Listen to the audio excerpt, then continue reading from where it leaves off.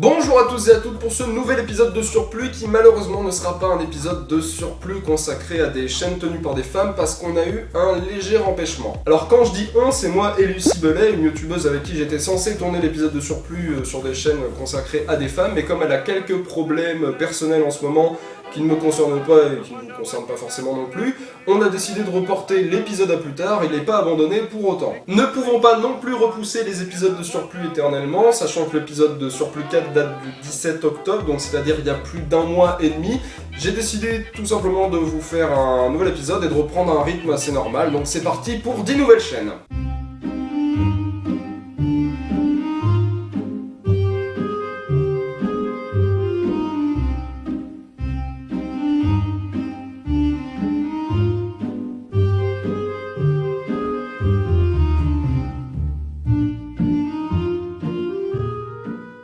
En premier lieu, on a la chaîne de Zik de Jeux, une chaîne qui est consacrée à la musique de jeux vidéo. Alors le présentateur de cette émission qui s'appelle Louis fait ça dans un format face caméra avec de la voix off et quelques extraits vidéo. Et je dois dire que le fond des épisodes est vraiment très intéressant, autant au niveau des thèmes que des jeux abordés. On a des épisodes thématiques principalement sur des musiques de donjons, les musiques de mondes sous-marins, les musiques de génériques de fin, de mini-jeux, de magasins, mais aussi de jeux en particulier. Et pour ceux qui sont fans de la série des Zelda, je vous conseille fortement son émission parce que beaucoup de ces épisodes contiennent des OST de Zelda. En deuxième, nous avons la chaîne de Kumaneko-san qui est une de ces nombreuses chaînes what the fuck que l'on peut trouver un peu partout sur internet. Bon, il faut savoir que je suis pas un grand fan de ce genre de chaînes qui sont principalement constituées de vidéos un peu what the fuck ou des YouTube poop, etc. Mais il y a quand même 2-3 vidéos qui m'ont fait rire, donc si vous avez du temps à perdre, quelques neurones et peut-être une partie de votre routine, c'est toujours intéressant. En revanche, comme je vous l'ai dit précédemment, il y a beaucoup de chaînes what the fuck sur le net et si vous avez un arrière-goût de déjà vu, c'est normal, je vous en voudrais pas. Bah, de toute façon, je peux rien vous faire, hein, c'est du pixel.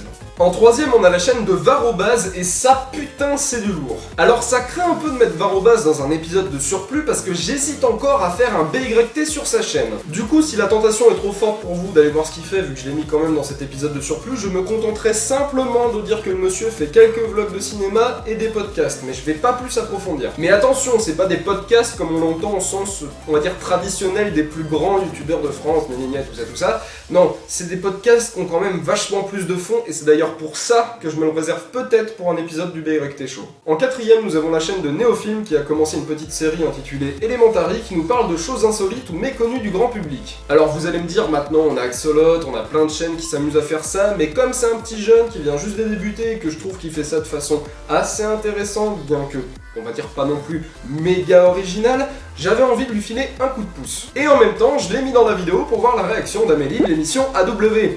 Je suis sûr à 100% qu'elle va me dire que le jeune est trop kawaii. En cinquième, on a la chaîne de JVH Romain Vincent qui tient une chronique qui mélange jeux vidéo et histoire, ou comment combiner deux trucs que j'adore. Alors c'est pas une chronique qui parle de l'histoire des jeux vidéo, mais plutôt de la façon dont on représente l'histoire ou dont on utilise l'histoire dans le médium vidéoludique. Le présentateur a une voix très calme, très posée, très fluide, et pour ce qui est de l'aspect visuel, je dirais que si vous avez déjà vu un épisode de Red Barrel de Pseudoless, vous avez à peu près une idée de ce à quoi ça peut ressembler dans votre petite tête. Ah, et la chaîne appartient à un véritable professeur d'histoire-géographie, comme quoi les professeurs font vraiment de très bons vidéastes. Quelque chose qui me fait sourire au passage, parce qu'on demande souvent à des youtubeurs pourquoi ils ne font pas professeur. En sixième, on a la chaîne The Last Memory, qui est une chaîne de débat très sérieux sur des sujets très sensibles et qui, en même temps, ont pour fond de vidéo des gameplays de Call of Duty. Vous avez le thème du divorce, le racisme, devenir adulte, les relations amoureuses, la malnutrition, l'euthanasie, l'éducation parentale, le suicide chez les adolescents, et je trouve ça génial que des sujets importants soient abordés avec pour fond de vidéo des gameplays de Call of Duty. Alors je dis pas que ça sert le propos des débats, mais j'ai comme été aspiré en même temps, et c'était pas déplaisant dans le gameplay des joueurs de Call of. Tu comprends ce que je veux dire ou pas? En septième, on a la chaîne de Chino qui nous propose avec son émission Backstory de nous attarder sur tous les petits détails de tous les types d'art visuel possibles. En gros, les trucs que tu ne verras pas forcément au premier abord, mais qui changeront peut-être ta vision des choses une fois que tu les reverras après. C'est comme les pubs du Crédit Agricole. Depuis que MrJD a fait une analyse dessus, je peux plus m'empêcher de voir les figurants passer 36 000 fois derrière. En huitième, on a la chaîne de DNKL Vidéo, une chaîne de deux blogueurs qui partagent leurs créations. Enfin, leurs créations, il y a aussi leur point de vue, leur débat, leur ressenti, bref, tu m'emmerdes. Jeux vidéo, manga, comics, cinéma, en bref, c'est des touches à tout et c'est pour ça que j'ai décidé de partager leur chaîne, parce que ça me plaît. Voilà. En 9ème, on a la chaîne de Azura, qui est un ancien gamer, enfin du moins je crois, qui s'est reconverti dans la chronique, et son sujet de prédilection, ce sont les mythes, les légendes, la culture des anciennes civilisations, etc. En fait, si je suis tombé sur sa chaîne, c'est surtout parce que, étant un grand fan de MMO, bien que je n'ai plus le temps d'y jouer avec les vidéos, la fac, le travail, etc., bref, j'ai toujours envie de me tenir au courant au niveau de l'actualité des MMO, et je suis tombé sur une de ses vidéos par hasard, et ensuite j'ai vu qu'il avait aussi fait des chroniques. Alors normalement, vu la date de sortie de cette vidéo, il aura dépassé les 1000 abonnés, vu qu'au moment où j'ai écrit cette vidéo, il en a 987. Donc GG à toi Azura. Et en dernier, nous avons la chaîne de Canalvis, qui est une chaîne qui n'appartient pas au groupe Canal+, ok je sens.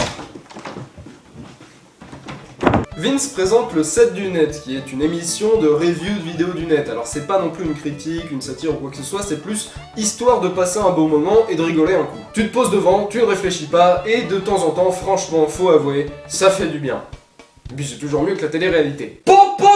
J'espère que cet épisode de Surplus 5 vous a plu, et si c'est le cas, je vous propose de partager la vidéo sur les réseaux sociaux, de vous abonner à la chaîne si ce n'est pas déjà fait, et de laisser un pouce vert, ça permet de mieux référencer les vidéos, et donc par conséquent, ça fera une meilleure pub aux chaînes que je vous ai présentées. Sur ce, je vous dis non pas à la semaine prochaine, parce que je ne suis pas sûr que l'épisode sur l'Inquéteracide, enfin, Ankill Studio, va sortir, beaucoup de travail en ce moment à la fac, etc., mais en tout cas, ne vous inquiétez pas, il est déjà écrit. On se retrouve donc à la prochaine.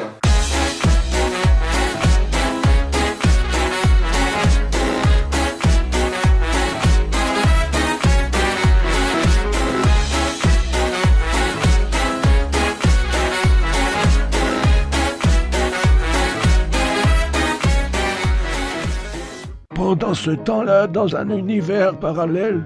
Salut, c'est Azura, vous vous souvenez la dernière fois on parlait de symboles. J'ai fait des découvertes sur Edouard le youtubeur, vous avez bien regardé son logo? Oui, du noir, sur un disque blanc, sur un fond rouge. Vous vous trompez sur cet homme, il vous cache des choses. Et en travaillant encore un peu plus sur son logo, on y découvre d'autres signes. Illuminati ma gueule. Je le savais mon précieux, ce sale petit hobbit nous cache des choses.